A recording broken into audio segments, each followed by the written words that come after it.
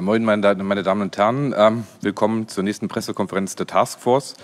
Ich werde Ihnen heute ein Update zu den Modellierungen der Exit-Strategien geben. Und wie bereits auf der letzten Pressekonferenz angeführt, besteht unser Covid-19-Modell aus einer Netzwerkerweiterung eines klassischen epidemiologischen SIIA-Modells. In diesem Modell werden infizierbare Personen durch den Kontakt mit infizierten Personen ebenfalls positiv. Und diese positiven Fälle werden dann durch das Krankheitsverlaufsmodell beschrieben, das Disease-Modell hier, wobei wir dann in asymptomatische und symptomatische Fälle unterscheiden. Das effektive soziale Interaktionsnetzwerk ist eben der Treiber dieser Epidemie. Und in unserem Netzwerk haben wir das, oder in unserem Modell haben wir das mit einem Netzwerk von 630.000 Agenten wiedergespiegelt, die eben gerade die Population von Luxemburg darstellen. Dann in Abhängigkeit von diesen Interaktionen generieren wir eben positive Fälle und diese infizierten Personen werden dann nochmals unterteilt in die asymptomatischen, noch nicht ansteckenden, präsymptomatischen und symptomatischen Fälle. Für die symptomatischen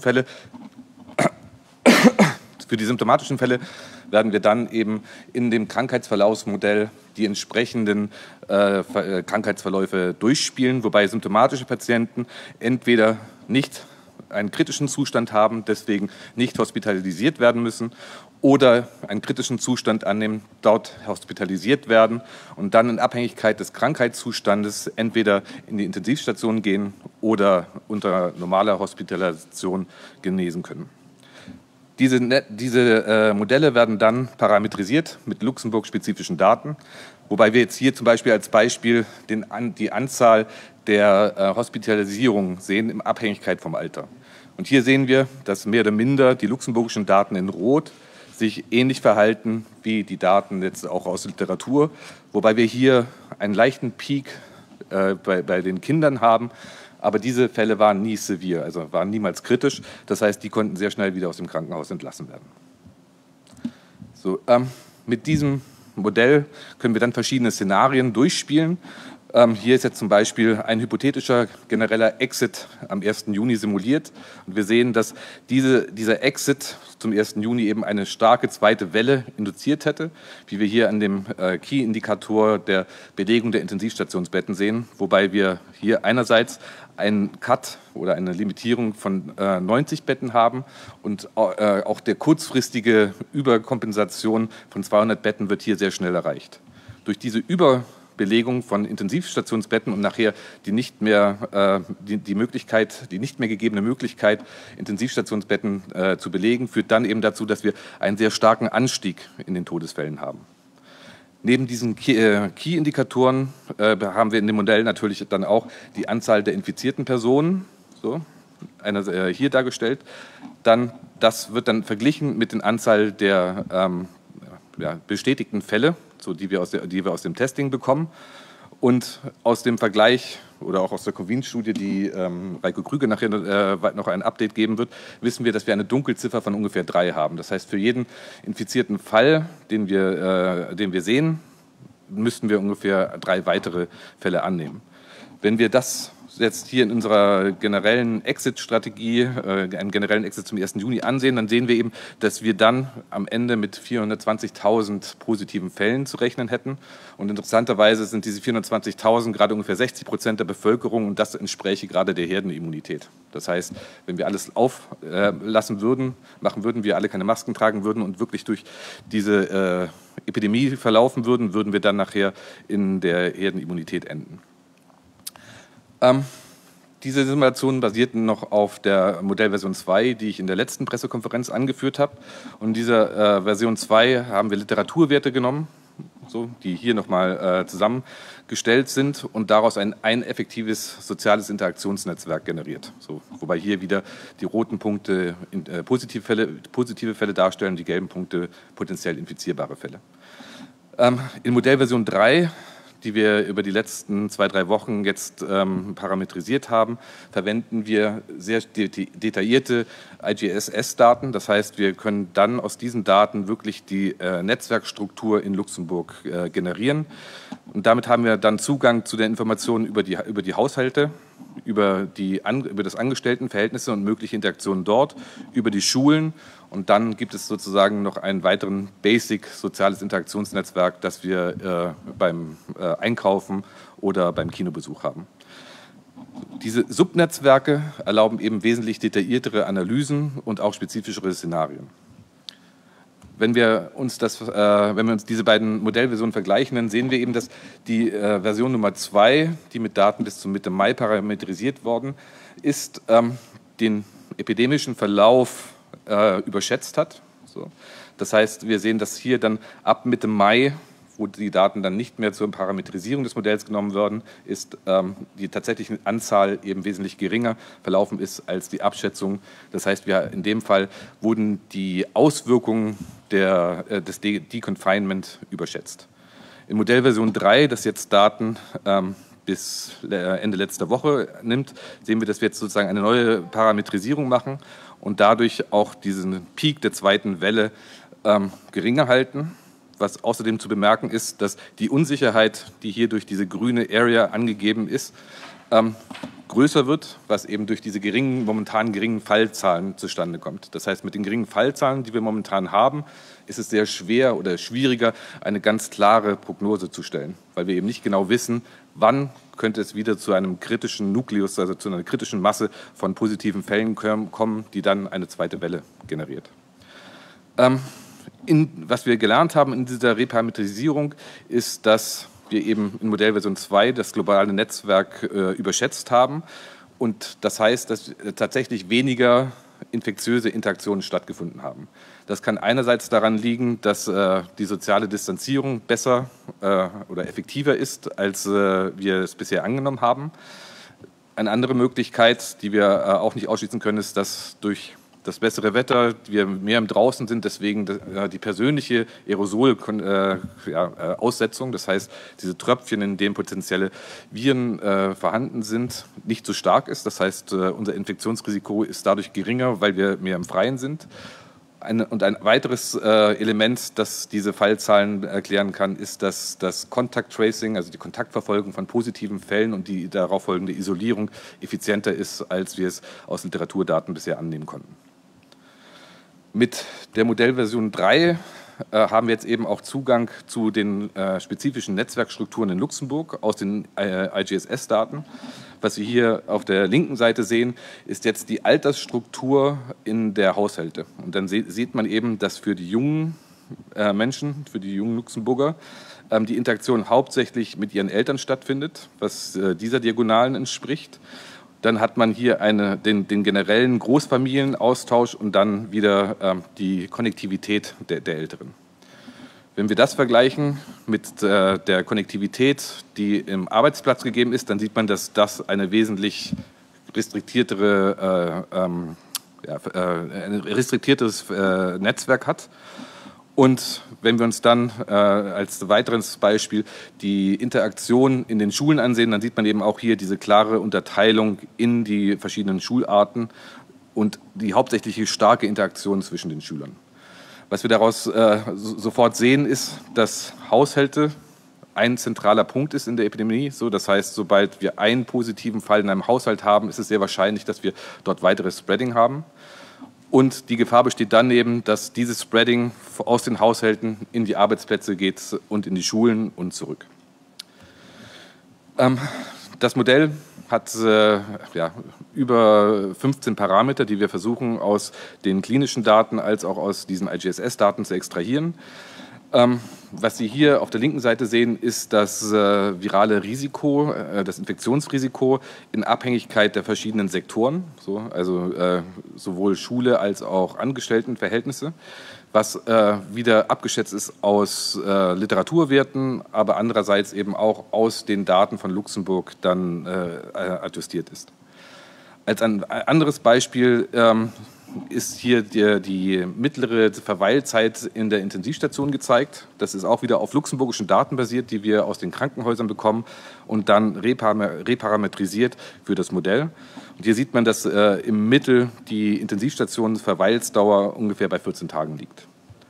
Als ein letztes Beispiel für diese Parameter sieht man hier die Genesungszeit die auch wieder aus den Krankenhausdaten reproduziert ist. Und man sieht hier eben, dass in Abhängigkeit der Tage wir in Luxemburg eine mittlere Verweildauer oder Regenerierungsdauer von circa 14 Tagen hatten, wobei darauf hingewiesen werden muss, dass es durchaus auch Fälle gibt, die eine längere Regenerierungszeit brauchten.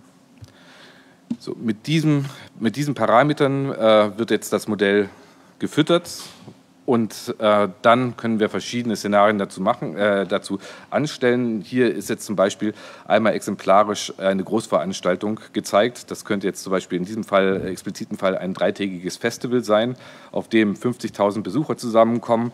Und wenn wir dann die momentane Prävalenz von 0,07% annehmen, das entspricht diesen blauen Punkten in dieser Grafik, dann führt eben dieser Event und die starke Interaktion auf dem Festival oder zum Beispiel auf der Schubefort dazu, dass es relativ zu einer schnellen Cross-Infektion führt, die dann durch die Netzwerke dann weitergegeben wird. Das heißt, wenn wir hier jetzt uns diese Simulation anschauen, dann sehen wir eben, dass auf dem Festival plötzlich durch diese schwarzen Punkte auftreten, was diese Cross-Infektion auf dem Festival entspricht, und danach eine zweite Welle dadurch induziert wird, was durch die roten Punkte dargestellt ist. Das heißt, hier in diesem Fall ist eben diese Größe der sich versammelnden Menschen, wie auf einem Festival, essentiell, dass wir dann eine zweite Welle generieren können. Als ein weiteres Beispiel haben wir das Modell dafür verwendet, um die Schulöffnung, also nach der Schubefort, die Situation nach der Schubefort zu analysieren, wobei wir ja wieder aus den IGSS-Daten die entsprechenden Größen genommen haben. Das heißt, die Simulationen berücksichtigen 34.000 Grundschüler, 36.000 Schüler der weiterführenden Schulen und dann die 6.500 Abschlussschüler in Luxemburg, die in knapp 6.000 Klassen mit im Mittel 13,3 Schülern organisiert sind. So, auf der rechten Seite sieht man hier auch noch einmal die Klassengrößenverteilung. Und in diesen Simulationen haben wir uns darauf konzentriert, inwieweit diese geteilten Klassen, wie wir sie jetzt vor den Ferien gesehen haben, einen positiven Effekt hatte. Und auf der anderen Seite auch, was Social Distancing, also soziale Distanzierung und die Kontaktverfolgung für einen Einfluss darauf haben kann. Dazu haben wir ein einigermaßen realistisches Baseline-Szenario angenommen, das ungefähr dem Zustand des heutigen Deconfinement entspricht. Das heißt, die Geschäfte und Sektoren sind so geöffnet, wie wir sie in unserem Alltag erleben. Wir haben zusätzlich angenommen, dass ab dem 1. Juli wieder alle Firmen öffnen, wobei wir dann eine Annahme getroffen haben, dass ungefähr ein Drittel weiterhin im Homeoffice arbeitet. Das Baugewerbe ist erfahrungsgemäß in Luxemburg im August stark unteraktiv sozusagen. Deswegen haben wir das in diesen Simulationen für den August rausgenommen und haben außerdem weiterhin das Tragen von Masken als soziale Distanzierungsmaßnahme angenommen.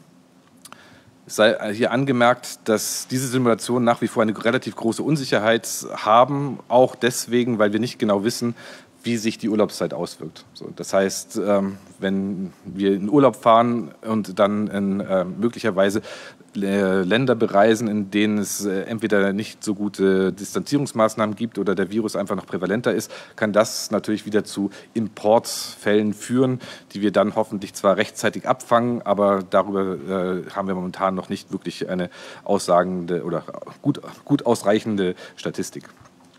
Was sich dann auch wieder darin widerspiegelt, dass wieder die Unsicherheiten relativ groß werden. Nichtsdestotrotz sieht man, dass wir mit sozialer Distanzierung und Contact Tracing hier diese zweite Welle relativ gut unterdrücken können. Auf dieses Baseline-Szenario haben wir dann das Öffnen der Schulen nach den Ferien, also am 15. September, hinzugefügt. Und einerseits einmal das mit geteilten Klassen simuliert, ohne soziale Distanzierung und ohne das Testen, und einmal mit sozialer Distanzierung mit Testen, und dann einmal sozusagen die klassische Klassenverteilung genommen wird. Das heißt, alle Schüler werden wieder zusammen unterrichtet. Das auch wiederum ohne soziale Distanzierung und mit sozialer Distanzierung. Was man sieht, ist, dass diese Schulklassen, dadurch, dass sie relativ große Gruppen darstellen und sehr stark verbunden sind und dann wieder zurück in die Haushalte gehen, sieht man, dass dies durchaus einen Effekt auf die Fallzahlen haben kann. Also für die geteilten Klassen ohne soziale Distanzierung sieht man eben, dass der Anstieg um 120% in den Intensivstationsbetten erfolgen kann und man einen Anstieg von 57% in den Todesfällen erwarten kann, wobei weiterhin darauf hingewiesen werden muss, dass die Unsicherheiten hier relativ groß sind.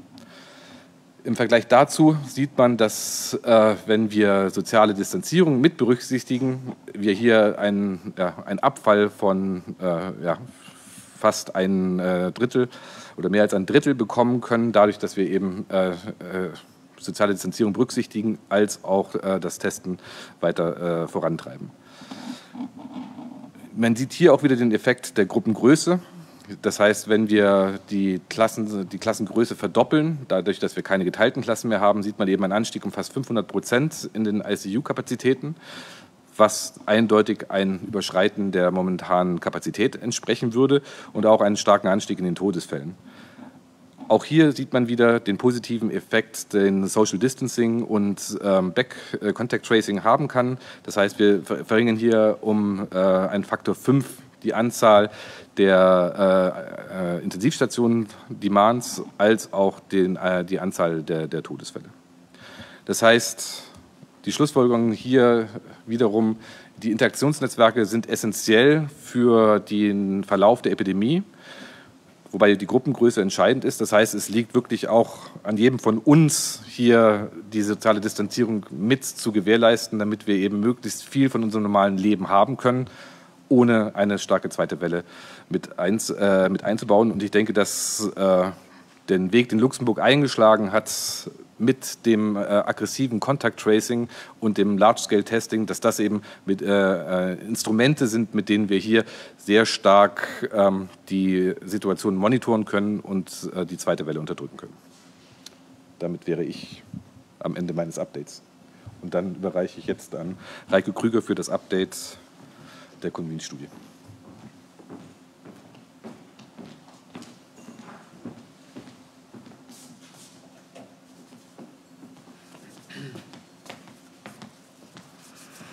Ja, sehr geehrte Damen und Herren, liebe Kolleginnen und Kollegen, ich freue mich sehr, auch heute hier wieder stellvertretend für das gesamte Convince-Team stehen zu können, um Ihnen ein Update zu unserer Studie zu geben. Ich muss sagen, dass wir über die letzten Wochen, Sie wissen, dass das eine Studie ist, die nicht nur einmal Daten erhebt, sondern dass das besondere Kriterium ist, über einen Zeitraum hinweg in regelmäßigen Abständen, in diesem Fall alle 2 Wochen Daten zu erheben, dass das etwas ist, was natürlich auch ein großes Commitment unserer Teilnehmer bedeutet. Und wir sind wirklich sehr, sehr positiv überrascht und möchten uns auch noch mal sehr, sehr bedanken bei unseren Teilnehmern, wie stark die Unterstützung ist und dass wir wirklich sehen, dass unsere Teilnehmer auch diese Art der Forschung sehr stark unterstützen wollen und hiermit einen ganz wichtigen Beitrag leisten wollen, um unsere Forschung, unser Verständnis auch, was wir hier auch darlegen wollen, für diese Pandemie voranzubringen. Für diejenigen, die vielleicht noch zur Erinnerung Informationen benötigen, das ist das Konzept, das ist das primäre Ziel unserer Studie, dass wir zu diesem Zeitpunkt eine Prävalenz der Infektion mit dem SARS-CoV-2-Virus in der Bevölkerung darlegen wollen, sehen wollen, wie viele Menschen sind infiziert und wie viele, und das ist ein besonderer Aspekt, merken das vielleicht gar nicht, weil sie keine Symptome aufweisen. Das andere ist, und das ermöglicht eben diese, wir nennen das longitudinale, das heißt über die Zeit hinweg häufiger vorgenommene Analyse, dass wir mit diesen Untersuchungen auch die Dynamik der Pandemie verfolgen können und eben zu jedem Zeitpunkt sagen können, ob sich Veränderungen einstellen.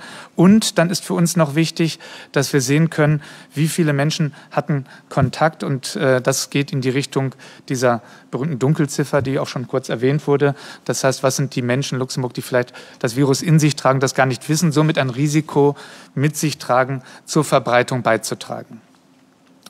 Das Konzept unserer Studie, was sich in den Zeiten dieser Pandemie auch als erfolgreich erwiesen hat, um schnell Kontakt zu unseren Teilnehmern aufzunehmen, war, dass wir aus einem bestehenden Panel der Marktforschungsfirma TNS Ilves auswählen konnten, Teilnehmer einladen konnten und über 1800 Teilnehmer gefunden haben, die hinsichtlich Alter, hinsichtlich Geschlecht und hinsichtlich Wohnort innerhalb von Luxemburg definiert wurden, um eine Repräsentativität für die Prävalenz zu gewährleisten. Und ich kann Ihnen sagen, und das ist wie gesagt eine für uns sehr, sehr positive Nachricht, weil das sehr wichtig ist, dass alle regelmäßig teilnehmen, dass über 90% der Teilnehmer uns auch weiterhin regelmäßig unterstützen. Das ist für solche internationalen Studien auch wirklich ein besonderes Zeichen. Jeder, der teilnimmt, erfährt die Befunde unserer Untersuchung bezüglich der Tatsache, ob er das Virus trägt oder nicht, einer Infektion. Und wir können auch Informationen geben über die Entwicklung einer Antwort des Körpers, einer Immunantwort mit Antikörpern. Die Information, ob das Virus da ist oder nicht, ist natürlich eine dringende und die wird innerhalb von 48 Stunden dem Teilnehmer zurückgebracht.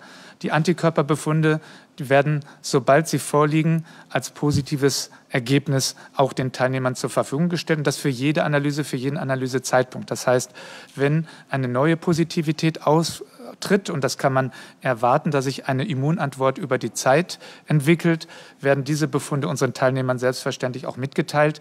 Wenn man nichts hört, heißt es, dass man eben weder in der PCR noch in der Serologie bisher einen positiven Befund aufgewiesen hat. Hiermit gebe ich Ihnen noch einmal den Kontext unserer Studie und gebe Ihnen noch mal einen Überblick. Ich hatte Ihnen das letztes Mal schon mal gezeigt. Aktuell befinden wir uns hier in der sogenannten V2-Analyse, dem dritten Zeitpunkt unserer Studie, an dem wir diese Analysen machen. Und Sie sehen, dass wir hier zu einem Zeitpunkt sind, wo die erste große Welle, wie wir sie auch gerade von Herrn Skupin beschrieben bekommen haben, abgeklungen ist. Und ich erinnere noch mal daran, dass diese Punkte hier in grün einen sehr interessanten Befund unserer Kollegen vom LIST, der Gruppe von Henri-Michel Cauchy, wiedergeben, die zeigen konnten, dass tatsächlich die Anzahl der Infizierten in der Bevölkerung sehr gut korreliert mit dem Nachweis des Virus, der Virus-RNA im Abwasser der großen Abwasserstationen. Das ist etwas, was auch für die Zukunft interessant sein kann und wo wir uns natürlich sehr eng abstimmen und auch austauschen, was das angeht. Das heißt, ich präsentiere Ihnen heute die Daten der dritten Teilnahme. Zu diesem Zeitpunkt hier haben wir bereits die vierte abgeschlossen und die Analysen laufen. Die fünfte Teilnahme hat am 15. Juni begonnen. Sie sehen, das ist eine sehr dynamische Studie. Und das wird dann auch die Teilnahme sein, die die diesjährigen Analysen zunächst einmal abschließt, weil wir damit Datenpunkte haben, die auch genutzt werden können, um Modellierungen zu machen. Und wir laden die Teilnehmer dann noch einmal in einem Jahr ein, um zu sehen, wie haben sich diese Faktoren, die wir jetzt erhoben haben, entwickelt, wie hat sich eine Immunität zum Beispiel aufgebaut über die Zeit. Hier präsentiere ich Ihnen die Ergebnisse und Sie sehen, dass diese Ergebnisse, was das Tragen des Virus in sich angibt, das widerspiegelt, was wir zum Glück im Moment erleben dürfen, nämlich die Tatsache, dass wir eine recht geringe Anzahl von aktiv Infizierten haben. Insgesamt war ein Individuum aus den 1678 Individuen derzeit infiziert. Was ganz interessant ist, und das zeigt Ihnen, glaube ich, auch den Wert dieser longitudinalen, dieser wiederholten Teilnahmen, dass wir bei diesem Individuum sehen konnten, dass es zu Beginn unserer Studie positiv war, in der Nachfolgeuntersuchung negativ für den Virusnachweis und jetzt wieder positiv. Das ist etwas, was natürlich uns auch hilft, im internationalen Vergleich, im Austausch mit Kollegen, solche Fälle zu interpretieren. Was bedeutet das? Sind das geringe Mengen Viruslast, die immer wieder ausgeschieden werden, oder sind es vielleicht sogar Reinfektionen? Diese Fragen können wir im Verlauf beantworten, durch das Design unserer Studie und eben durch die Tatsache, dass wir mit unseren Partnern so etwas diskutieren können. Ganz wichtig ist, dieses Individuum hat weiterhin keine Symptome. Und das heißt, wir sprechen dann von einem asymptomatischen Träger. Es hat sich nicht die sogenannte Covid-19-Erkrankung ausgebildet. Der andere Befund, den ich Ihnen gerne zeige, ist die der Antikörperbefunde. Es ist so, und das möchte ich gerne noch mal betonen, dass der Nachweis von Antikörpern sich nicht direkt in eine Immunität übersetzt. Das ist etwas, was auch Gegenstand unserer Forschung ist. Wir können aber sagen, dass die Wahrscheinlichkeit, wenn jemand diese IgG-Antikörper trägt, dass die Wahrscheinlichkeit, eine Exposition zu dem Virus gehabt zu haben, sehr hoch ist und dass sozusagen hier eine Antwort des Körpers entstanden ist. Und insofern ist es etwas, was sich im Verlauf der Pandemie aufbauen sollte, weil dadurch, dass mehr Individuen über die Zeit dem Virus ausgesetzt waren, sich eben auch diese Antikörperantwort über die Zeit stärker ausbildet. Das heißt, hier sehen sehen wir auch diesen Anstieg über die Zeit von der Ursprungsuntersuchung 2,09 bis auf jetzt 3,01. Das heißt, das ist natürlich weit von der Herdenimmunität entfernt, die wir vorher diskutiert haben, aber zeigt, dass hier ein kontinuierlicher Prozess vorliegt. Wie übersetzt sich das jetzt? Und da kann ich Ihnen darlegen, dass über den Zeitraum dieser zweiten der dritten Untersuchung, der V2-Untersuchung, insgesamt die Prävalenz bei 0,09% für das Virus in Luxemburg liegt. Das entspricht etwa dem, was ich Ihnen im Rahmen der V1 auch bestätigen konnte. Das heißt, hier sehen wir im Moment eine gewisse Stabilität. Es ist aber interessant, weil wir ja auch schon die nächste Welle abgeschlossen haben, dass wir doch jetzt auch Neuinfektionen nachweisen können in der Studie. Das heißt, es ist eine Dynamik da, die auch wichtig ist, dass wir die weiter verfolgen. Also wir sehen auch frisch Infizierte inzwischen wieder, die wir zwischendurch in dem Maße nicht gesehen haben. Diese aktuellen Zahlen entsprechen ungefähr 440 Mitbürgern, die in Luxemburg sich befinden und das Virus in sich tragen, ohne es zu wissen. Das heißt, ohne Symptome auszubilden. Und das ist ein wichtiger Faktor und unterstreicht nochmal die Bedeutung dieser Analysen hier in der Studie, wo wir unabhängig von Symptomen jeden Teilnehmer einladen, regelmäßig diese Proben zur Verfügung zu stellen. Zwischenzeitlich sind diese Ergebnisse auch international zugänglich und Sie sehen, dass unsere Baseline, unsere Grundveröffentlichung hier inzwischen schon fast 2000 Mal gesehen wurde und fast 900 Mal als Dokument geladen wurde, um das auszuwerten. Hier stehen wir natürlich auch mit Forschern national und international in Kontakt. Und das spiegelt sich auch in der Registrierung dieser Studie wider. Sie ist so wirklich international sichtbar für alle diejenigen, die sich für Studien für Covid-19 interessieren. Und wir sind natürlich auch interessiert vor dem Hintergrund, dass wir ja nicht nur die Viruslast oder die Immunantwort nachvollziehen, sondern eben auch Daten zum allgemeinen Gesundheitszustand, zur Begleiterkrankung, zur Medikation und auch zu psychologischen Folgen der Pandemie erheben, dass wir hier Möglichkeit haben, in Zusammenarbeit mit internationalen Kollegen dies weiter voranzubringen. Sie mögen gehört haben, dass die Europäische Gemeinschaft hier einen Aufruf gestartet hat, Forschungsprojekte einzureichen. Und hier ist die Convince-Studie auch Teil von Initiativen, die zum einen hier von der Kollegin von der Universität, Frau Professor Anja Leist, geleitet wird, wo es darum geht, auf evidenzbasierter Basis gemeinsam mit Kollegen aus anderen europäischen Ländern sozioökonomische Faktoren, psychologische Auswirkungen der Pandemie so zu adressieren, dass man sich auch besser vorbereiten kann, sollte es noch einmal zu einer zweiten Welle kommen. Und eine zweite Initiative, der wir uns mit Convince angeschlossen haben, ist das sogenannte Orchestra-Projekt, wo es darum geht, Kohorten weltweit zusammenzubringen. Das sind teilweise Kohorten auf der Stadtebene, auf der Regionenebene, aber auch Länderkohorten wie die Kohorten aus Deutschland zum Beispiel. In Italien ist das im Aufbau, wo man auch am Ende gemeinsam anonymisierte Daten auswerten kann, um ein besseres Verständnis zu bekommen. Hier wiederum sind unsere Daten wertvoll des Follow-ups, der longitudinalen Messungen, weil wir zum Beispiel über die Entwicklung einer Immunantwort auch Hinweise geben können, wie lange dauert die Immunität, wie lange halten Antikörper, die vielleicht mal gegen Covid geschützt haben, in der Zukunft. Das sind wichtige Fragen, die bisher international noch nicht gelöst sind. Und so leistet jeder Teilnehmer in der Convince-Studie einen wirklich sehr wichtigen Beitrag. Am Ende möchte ich mich natürlich noch mal ganz herzlich bei allen Partnern dieser Studie bedanken. Ich habe initial schon gesagt, dass das wirklich ein Teamwork ist, was jeden Tag merkbar ist, weil wir uns auch jeden Tag intern abstimmen. Und Sie sehen, das sind die Forschungsinstitute hier in Luxemburg, das LAH, die Universität, das LNS, das LIST, das LISA und auch das Krankenhaus, das Centre Hospitalier. Wir haben den Partner, die Umfragegesellschaft TNS IRIS. Wir haben die Labors, was ganz wichtig ist, weil auch heute, auch jetzt im Moment Blutproben und auch Abstriche genommen werden von Teilnehmern. Diesmal für die letzte Welle für dieses Jahr. Und diese Studie ist, wie gesagt, nur dadurch möglich geworden, dass sie vom Fonds National de Recherche und von der Andeloche Stiftung unterstützt wird. Und das Ganze wäre wirklich nur möglich, und deswegen auch nochmal ein ganz großes Dankeschön an die vielen Freiwilligen, die diese Studie unterstützen. Und diese Bilder, die ich hier jetzt zeige, sind noch repräsentativ von einem Ort, wo die Studie aktiv ist, nämlich der IBBL, die sich auch hier im Gebäude befindet. Und dort sind Freiwillige aus verschiedenen Institutionen, die jeden Tag dazu beitragen, dass die Daten sehr streng kontrolliert geordnet erhoben werden und eben dann auch für uns alle für die Analysen zur Verfügung stehen. Vielen Dank. Dann gebe ich als nächstes an dich weiter, an den Paul Wilmes weiter.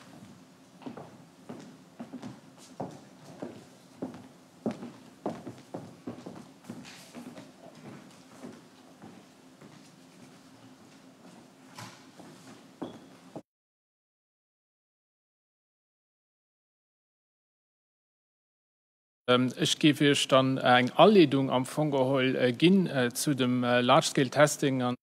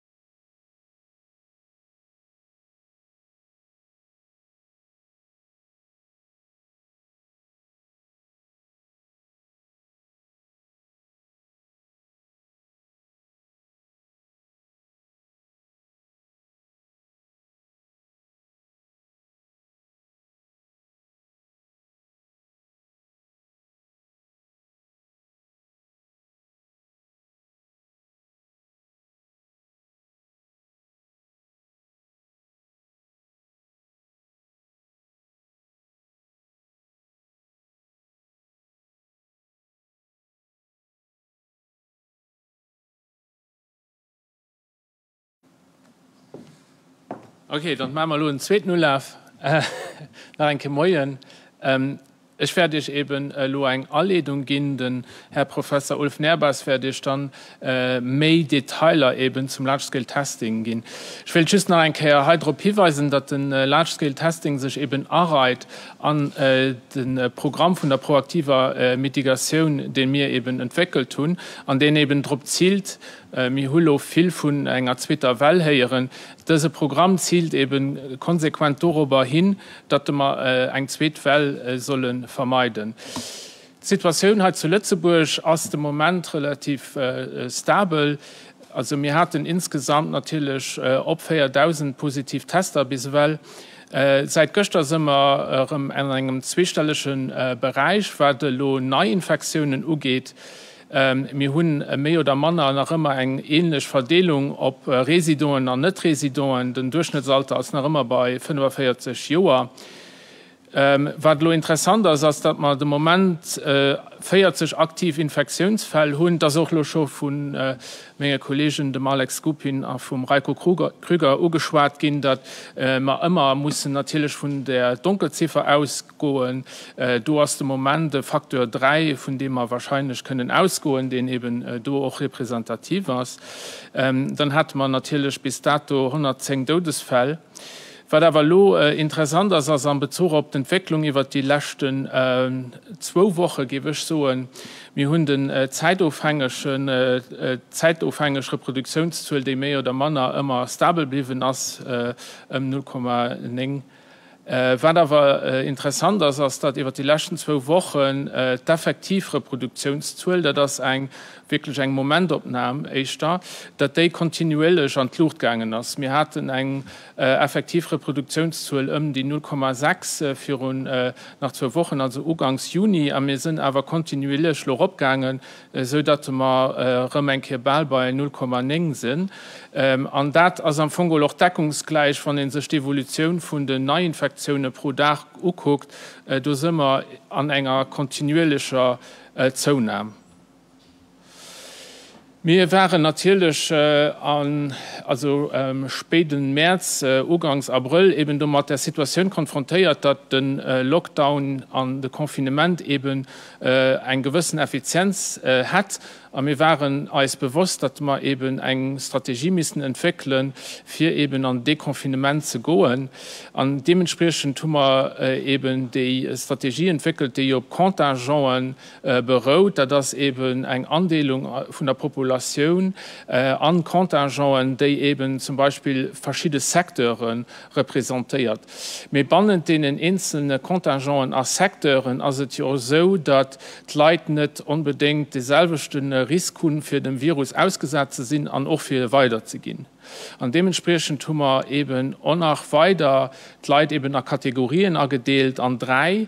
Und wir haben das schon ein Chaos oder schon Purkeieren haben wir eben das erklärt. Also wir haben die 3 Kategorien. Kategorie 1, das sind eben Leute, die schaffen, die viel Kontakt mit anderen Leuten haben und dementsprechend ein hohes Risiko für den Virus ausgesetzt sind, auch hier weiterzugehen. Und die haben eben an Bezug auf Weitergehen ein Superspreader-Potenzial, was mir höher ist wie bei anderen Leuten. Ich komme an der nächsten Folie, werde ich nach ein mit konsequent und detailliert zum Superspreading Informationen gehen. Was wichtig ist, dass die Leute alle gut, das sind zum Beispiel Dekter, das ist Pflegepersonal, das sind aber auch zum Beispiel Polizisten, die an engen Kontakt mit anderen Leuten sind, die werden, Louis wird die nächste Woche, allkehr an 2 Wochen Intervalle getestet gehen. Dann haben wir Kategorie 2, das sind Leute, die halt zu Lützeburg schaffen, Residenten sowie auch Nicht-Residenten. Und die haben wir eben sektorspezifisch pro Kontingent angedeelt an Repräsentativgruppen, die entweder einkeier oder mehr wie einkeier eben getestet gehen. Aber wenn sie mehr wie einkeier getestet gehen, da gehen sie einkeier an Intervalle von 2 Wochen getestet. Und dann das Kategorie 3, das insgesamt Population, an der als Repräsentativgruppen angedeelt, an Heigen die Einke getestet. Was lo wichtig ist, dass nicht jeder dieselbe Woche getestet wird. Du hast eben ein Dekalage am Testen. Für was das so ist, als dass man eben Zeitdimensionen sowie eben soziale Interaktionen und soziale Netzwerke, die den Professor Alex Skupin ihr schon erklärt hat, dass man dem Rechnung drohen.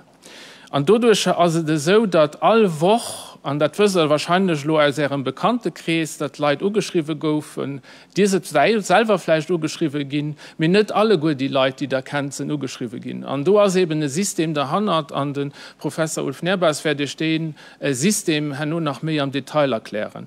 Mir was wichtig ist, als dadurch, dass man das System haben, geht jede Woche irgendein an RMI engen Umkreis wird getestet gehen. Und das eben, und das ist ein Appell, den wir schon mehrmals gemacht haben, das ist eben die Idee von der Solidarität, dass dadurch man einem dem anderen eben Schutz gewähren, in Bezug auf die Exposition zum Virus.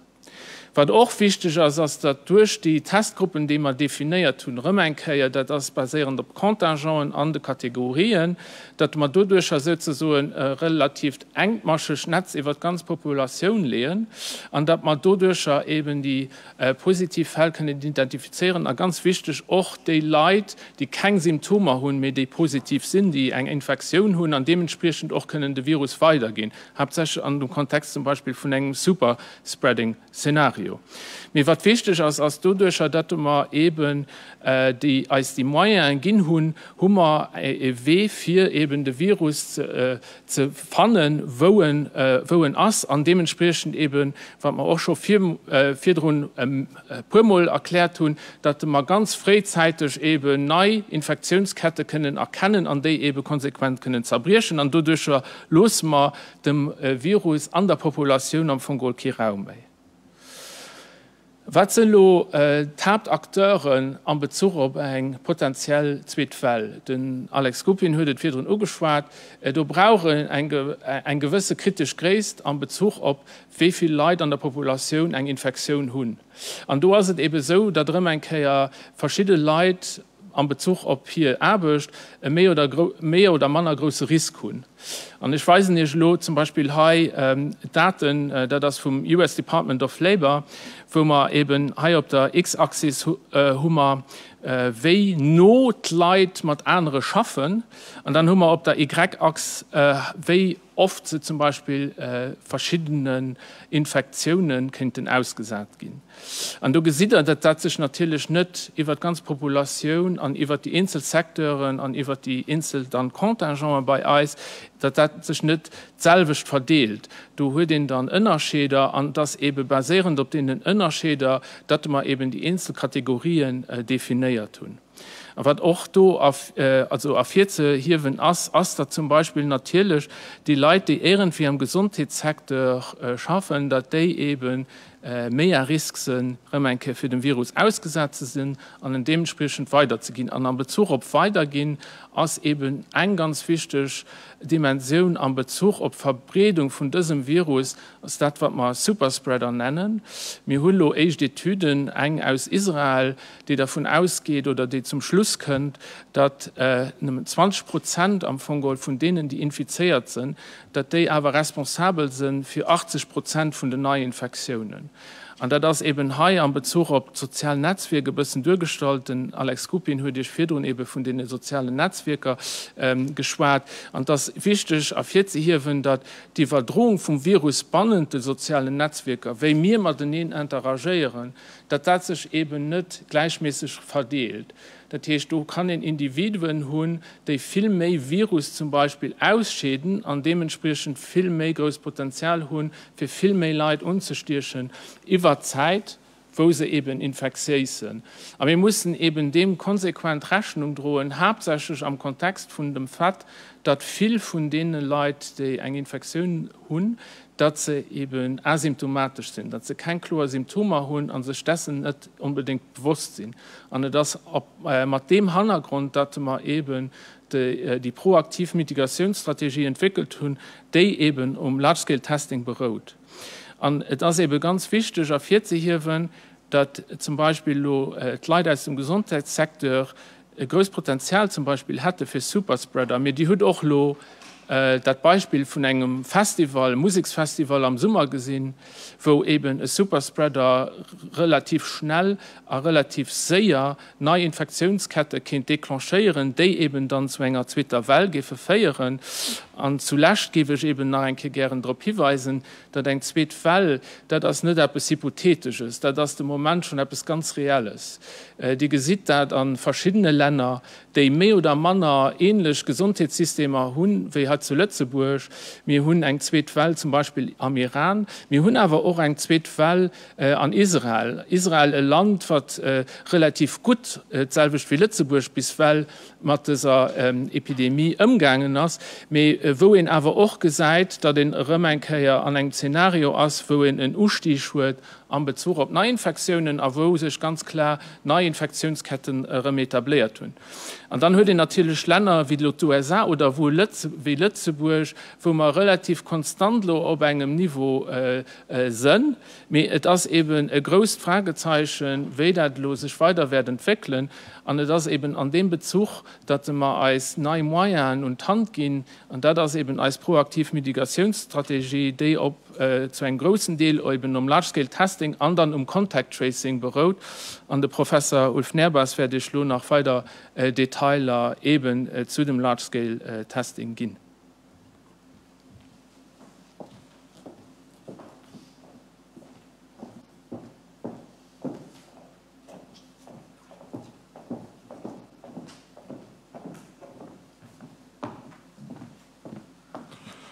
Ja, moin.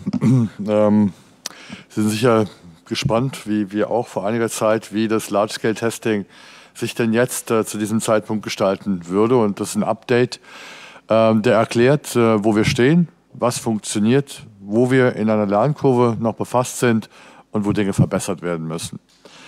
Es ist ein sehr großes Projekt, das wir hier in sehr kurzer Zeit aufgezogen haben, mit einer ungefähr einwöchigen Verspätung.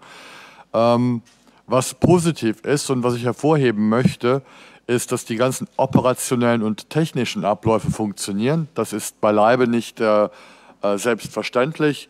Das heißt, alles, was die Abläufe vom Buchen bis zum Erscheinen der Person an den Teststationen anbetrifft, das funktioniert. Die Rachenabstriche, das sind keine Nasenswaps, sondern Rachenabstriche, die weniger schmerzhaft sind.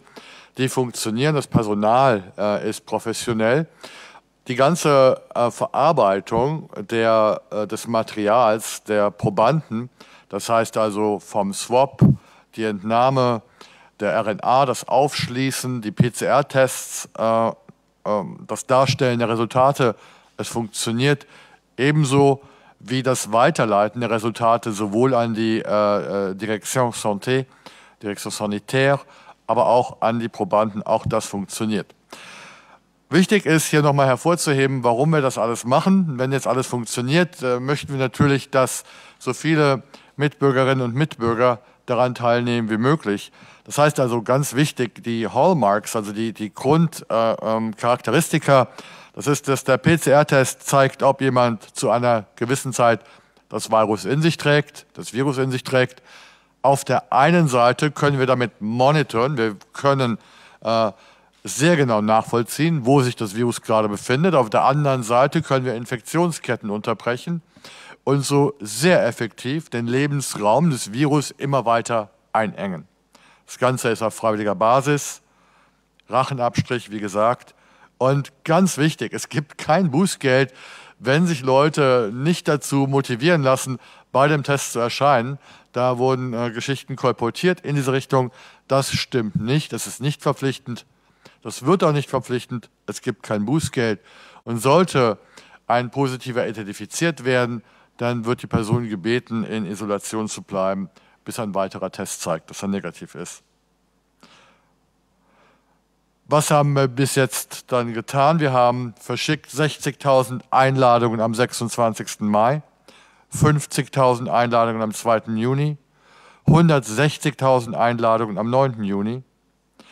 Und ab dem 11. Juni wurde die theoretische Kapazität von 20.000 Proben pro Tag erreicht.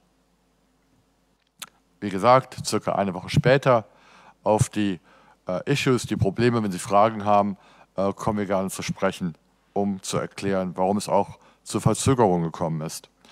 Ab dem 16. Juni werden jede Woche um die 150.000 Einladungen in jeweils 3 Sendungen verschickt. Wir haben bis zum 16. Juni fast 60.000 Termine gebucht, von denen eine sehr große Anzahl der Leute, die buchen, auch erscheinen, 95%. 12 Teilnehmer des Large-Scale-Testing wurden bis jetzt positiv getestet und wir beobachten eine sehr stark ansteigende Tendenz der Buchungen. Eine kurze Übersicht über die Teststationen und wie das abläuft, auch da lernen wir. Wir haben zunächst angenommen, dass Leute, die sich testen lassen wollen, Mitbürgerinnen und Mitbürger, dass diese das ganz früh machen oder auch nach der Arbeit. Also mein Gefühl war eigentlich, dass die nach der Arbeit erscheinen würden, diese Menschen. Das sehen wir so nicht. Wir können beobachten, dass es 3 Phasen gibt, am ganz frühen Morgen und am Mittag. Und in einer späteren Phase und vor allen Dingen das Öffnen der Station nach 20 Uhr bringt kaum noch weitere Tests.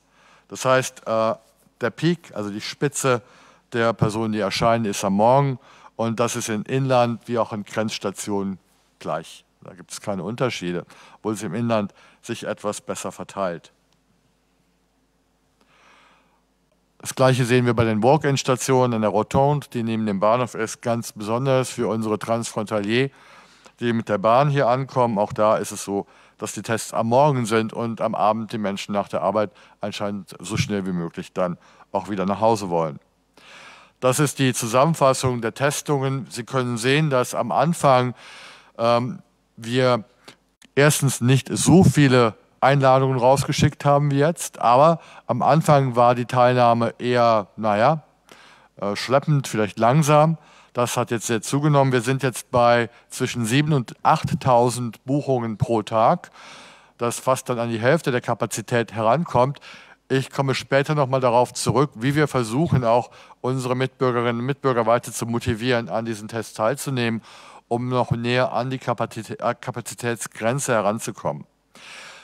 Warum war die Teilnahme am Anfang eher langsam?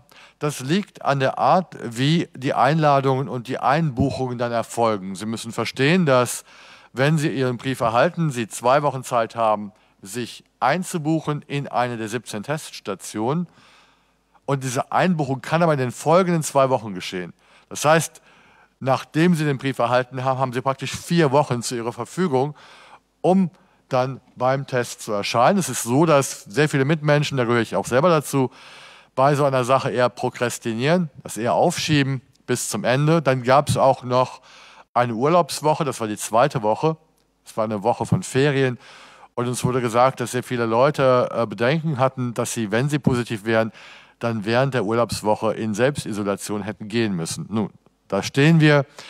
Wir können noch keine abschließenden Prozentzahlen von Teilnahme Ihnen mitteilen. Das liegt daran, weil diese Kontingente einfach noch nicht abgeschlossen sind. Das können wir dann in 1 oder 2 Wochen sagen, aber wir nehmen an, dass es sich momentan so um die 50% bewegen wird. Und ja, wir versuchen die Teilnahme durch verschiedene Aktionen, durch bessere Erklärungen, aber auch durch Public Relation weiter zu erhöhen.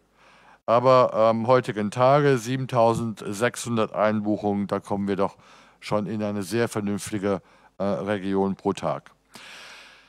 Die Einbuchungen müssen über Guichet.lu geschehen. Das ist so, weil es hier auch um geschützte, um private Daten geht. So wird sichergestellt, dass die Privatsphäre der Einzelnen in jeder Hinsicht so gesichert bleibt wie nur möglich. Wir wissen mittlerweile, dass Guichet.lu hervorragend von PCs funktioniert. Sie soll angeblich auch funktionieren von Tablets und von Cellphones, was natürlich nicht unwichtig ist, weil ich gelernt habe, dass in Luxemburg die meisten Menschen heute sich ins Internet bewegen über Pads, iPads und über Telefone, dass also der PC gar nicht mehr so häufig in den Haushalten vertreten ist. Vor allen Dingen ist es aber eine Herausforderung für unsere älteren Mitmenschen, sich über PC in Guichet.lu einzutragen. Das hat dazu geführt, dass wir sehr schnell gelernt haben, dass die älteren Menschen sich ausgeschlossen fühlen von dieser Testkampagne. Wir haben eine Hotline eingeführt, wo wir am Anfang dachten, es ginge darum, den Leuten zu erklären, den Mitmenschen zu erklären, die Testprinzipien oder wo sie sich testen lassen können, aber dem war nicht so. Es gab sehr viele Anrufe von älteren Menschen, die um Hilfe gefragt haben, um Hilfe bei der Einbuchung. Und wir haben das System mittlerweile so geändert, dass es möglich ist, sich über die Hotline tatsächlich einbuchen zu lassen. Da ein ganz klarer Schritt, eine Verbesserung. Wir haben nicht so mit diesem Problem gerechnet und die Nachbesserung ist auch noch nicht vollzogen. Also man kann sich bereits einbuchen über die Hotline, aber da sind wir auch gerade damit befasst, die Anzahl der Mitarbeiterinnen und Mitarbeiter in der Hotline ganz extrem zu erhöhen, sodass alle, die anrufen mit dem Ansinnen, sich über die Hotline einbuchen zu lassen, das auch tun können. Die Teststrategie, das ist ja eben schon vorgestellt worden, wurde ja am Anfang eingeführt, dass alle Luxemburgerinnen und Luxemburger getestet werden können. Das stimmt.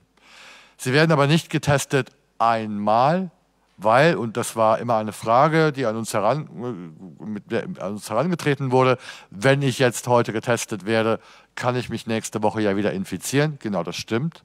Also die Testung der Gesamtbevölkerung auf einmal oder in 2 oder 3 Wochen würde wenig Sinn machen. Das hat Professor Wilmes eben ja schon erklärt, das Testprinzip. Hier können Sie dann eine Tabelle sehen, die ist sicher nicht leicht zu erkennen. Das sind die NAS-Codes, also die Codes aller Arbeitssektoren in Luxemburg. In diesen Arbeitssektoren sind alle Menschen, die arbeiten, ob aus dem Ausland oder Luxemburgerinnen und Luxemburger, erfasst. All diese NAS-Codes, all diese Kontingente werden getestet, aber auch alle Luxemburgerinnen und Luxemburger, die keinen derartigen Code haben. Alle werden eingeladen. Wenn wir uns zum Beispiel einen Sektor anschauen hier, dieses hier, das wäre der Bankensektor.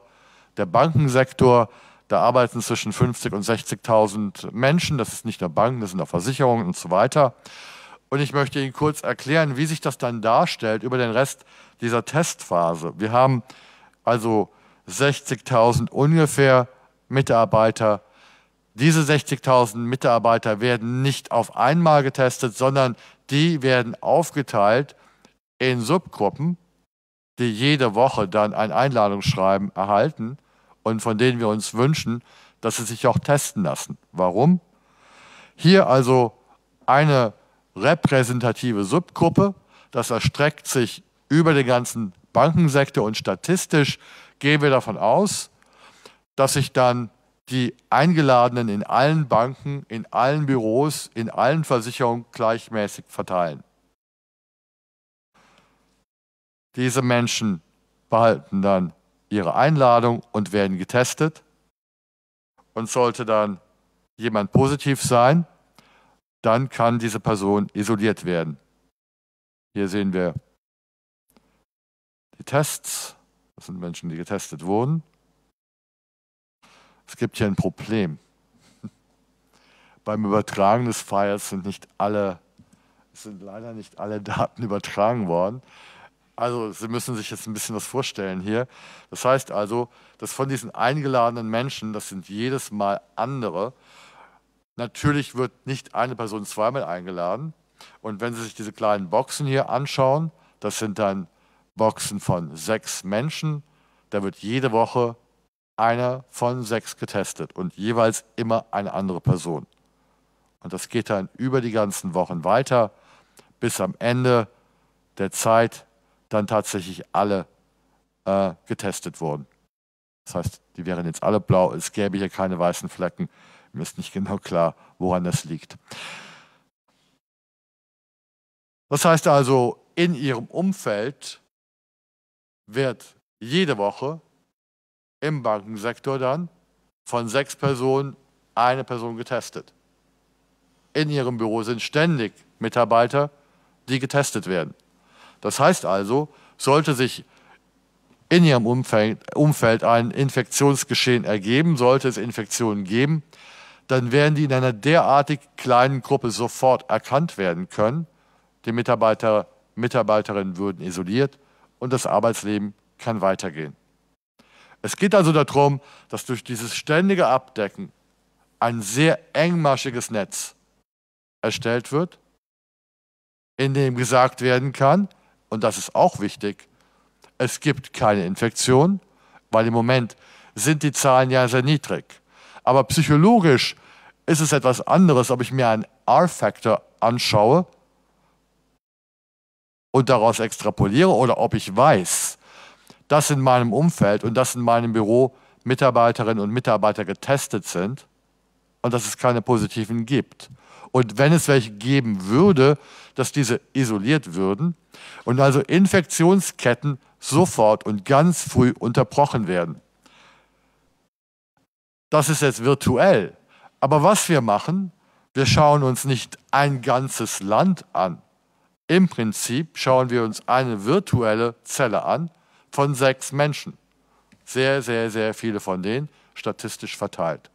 Und in dieser kleinen Gruppe von 6 schauen wir jeden Tag, jede Woche, ob einer dieser 6 infiziert ist. Es ist sehr effektiv, um zu einem extrem frühen Zeitpunkt Positive zu identifizieren und somit das Infektionsgeschehen im Keim zu ersticken. Eine sehr engmaschige Methode. Man könnte das fast als proaktives, präemptives Contact Tracing verstehen.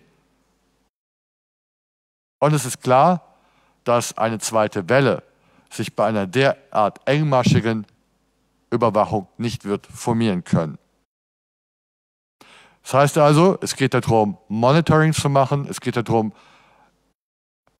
Infektionsketten so früh wie möglich zu unterbrechen, aber es geht auch darum, dass sich die Leute relativ sicher fühlen können, dass sie zur Arbeit zurückkehren können, ohne den psychologischen Druck haben zu müssen, dass um sie herum möglicherweise Mitarbeiterinnen oder Mitarbeiter infiziert werden. Und in diesem Testgeschehen sind natürlich auch diejenigen, die transfrontalier sind, die aus Gebieten kommen, in denen noch höhere Infektionszahlen vorliegen, die sind genauso mit inbegriffen wie die Luxemburger und die Luxemburgerinnen.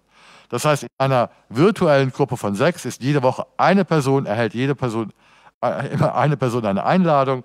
Und dadurch, dass die Eingeladenen sich testen lassen, schützen sie sich gegenseitig. Also ein wichtiges Prinzip. Wir wurden gefragt von Leuten in unserer Umgebung, warum ist das so unsystematisch? Warum wird in meiner Familie erst mein Sohn eingeladen und dann mein Ehemann und dann irgendwann ich? Warum werden wir nicht gemeinsam eingeladen? Das ist genau der Punkt. Wenn die Familie auf einmal eingeladen würde und den Test gemacht hätte, wäre es weit weniger effektiv als Überwachungsmaßnahme. Das Ganze ist ein Design-Feature, das so funktioniert. Also hier nochmal eine Zusammenfassung.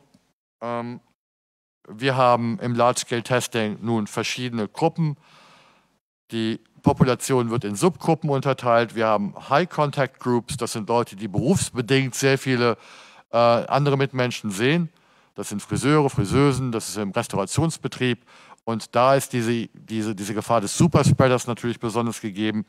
Und hier sehen wir, wie auch die Bevölkerung über das ganze Land, das ist also unabhängig von den Arbeitssektoren, das sind all die Menschen, die nicht einen NAS-Code haben, die nicht arbeiten, auch die werden jede Woche in statistischen, repräsentativen Subgruppen aufgeteilt, über das ganze Land getestet und so können dann Infektionsketten unterbrochen werden.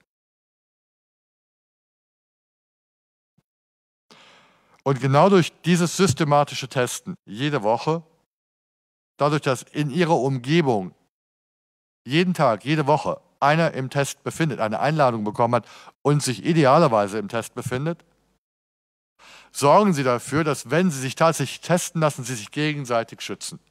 Es ist ein solidarischer Beitrag, der, wenn er tatsächlich auch befolgt wird, dazu führt, dass wir hier in Luxemburg trotz der weiteren Anwesenheit des Virus relativ sicher leben und arbeiten können. Ich glaube, das ist ein Prinzip, das sehr viel Nachhaltigkeit hat.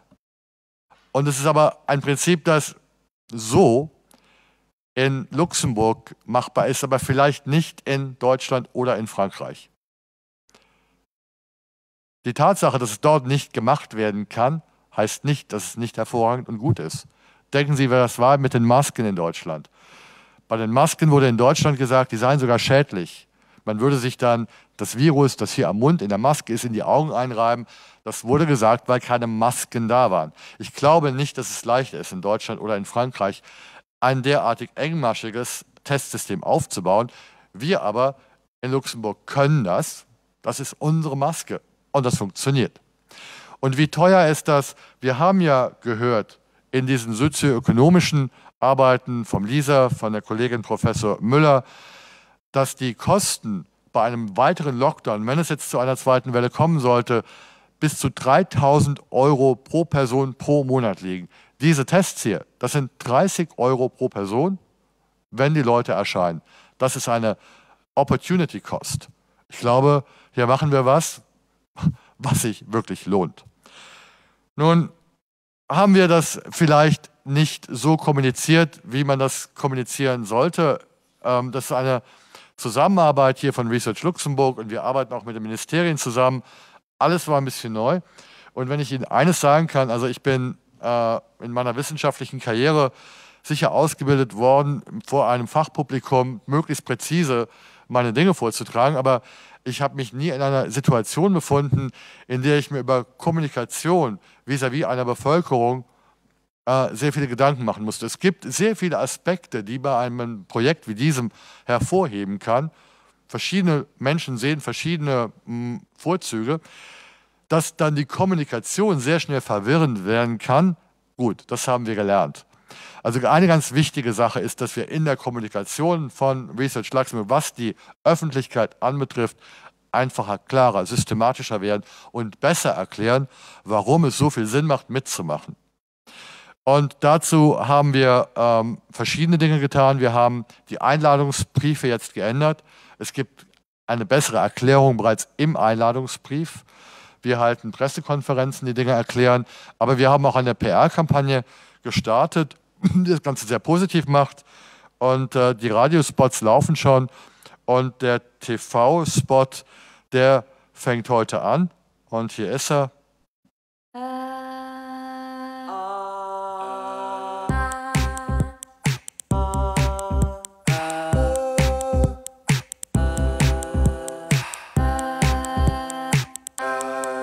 für einen entspannteren Sommer. Lass dich testen. Einfach nur den Mund öffnen und Ah sagen. Mein Test, unser Sommer. Mehr Informationen auf covidtesting.delu. Gut, das ist genau diese Idee. Der Einzelne lässt sich testen, aber wenn alle im Umfeld sich testen lassen, dann sind wir sicher, dass es dein Test, unser Sommer, mein Test, unser Sommer. Dieses Verständnis, dass es schnell geht, dass es nicht wehtut, aber dass es wirklich hilft, den Sommer sicherer zu machen, da müssen wir weiter mit nach vorne kommen. Die Menschen sollten es verstehen und dann vielleicht auch sich bewegen lassen, zu den Teststationen zu erscheinen. Hier also unsere Zusammenfassung. Es war wirklich ein gewaltiges Projekt, das in keinem anderen Land so bis jetzt auf die Beine gestellt werden konnte.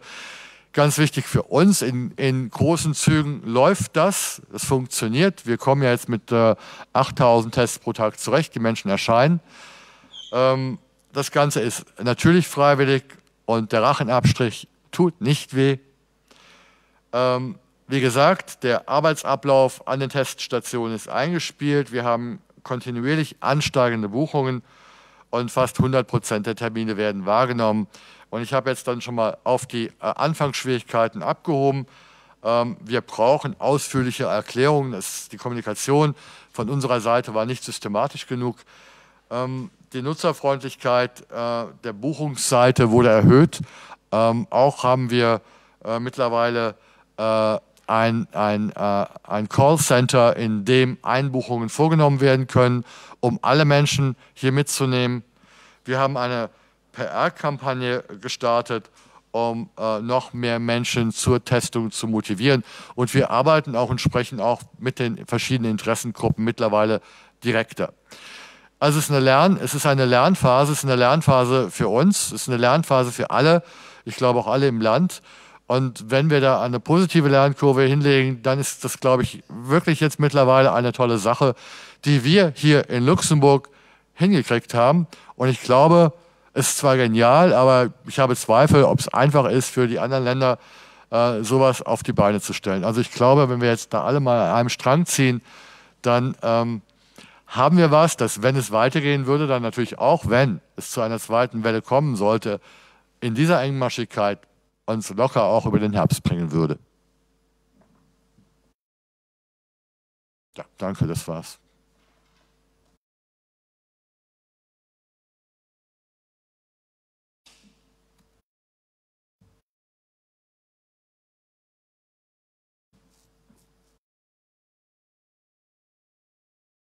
Ja, haben Sie Fragen zu den Präsentationen?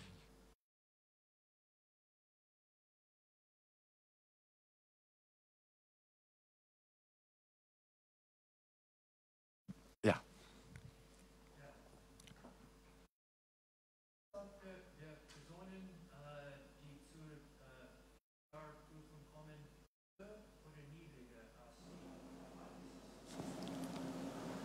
Ich habe den Rest der Frage nicht verstanden.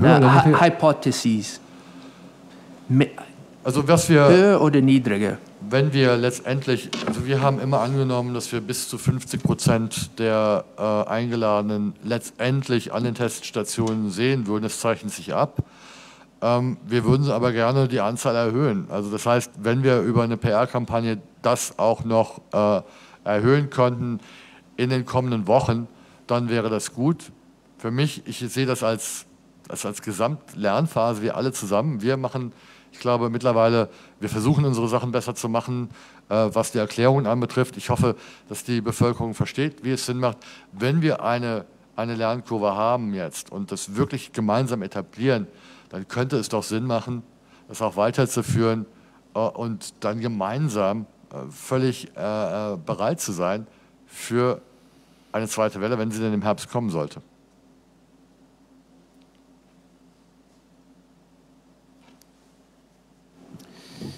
Ich habe 3 Fragen stellvertretend für Serge Kessler vom Radio 100,7, der über Livestream zugeschaltet ist.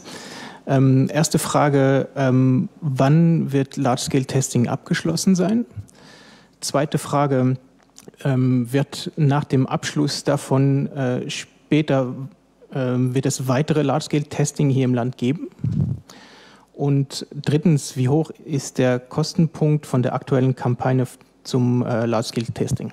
Ja. Die Kampagne wird abgeschlossen sein am 27. Juli.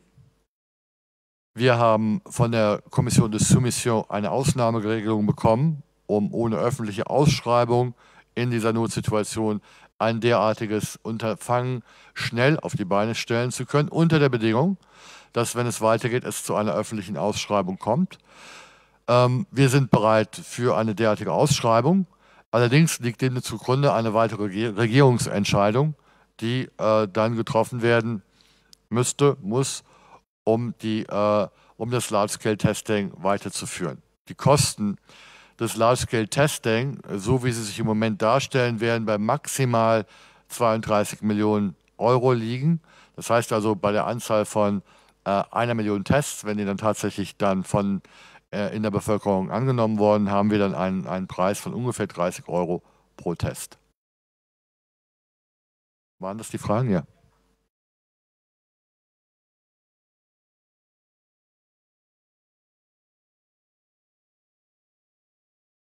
Anzusteigen. Denken Sie, dass Sie mit dem Large-Scale-Testing...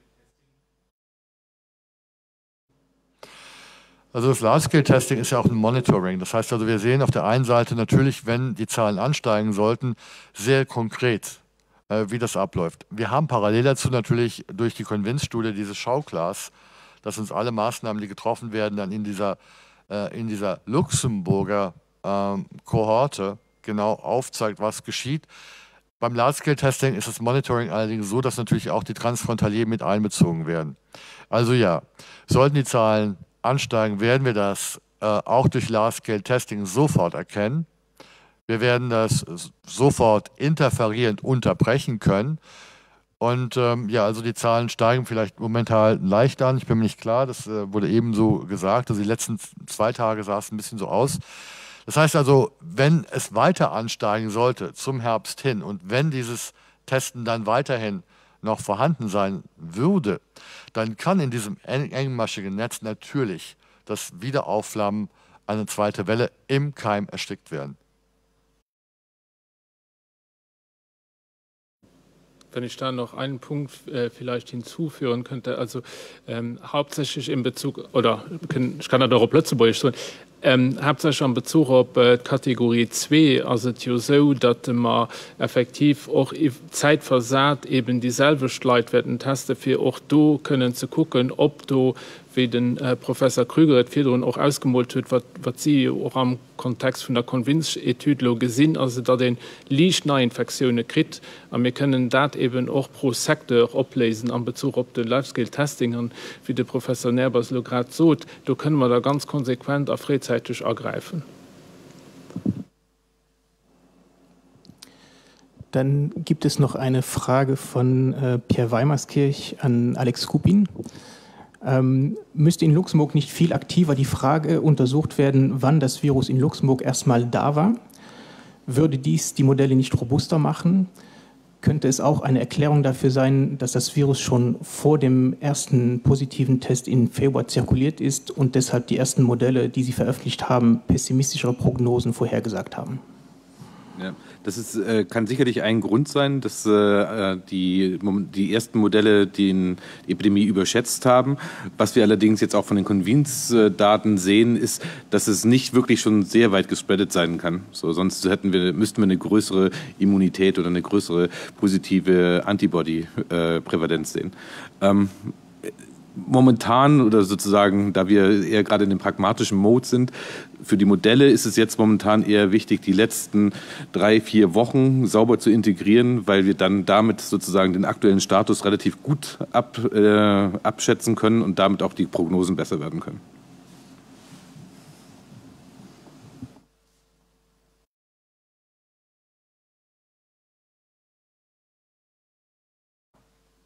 Ja, vielen, vielen Dank. Keine weiteren Fragen.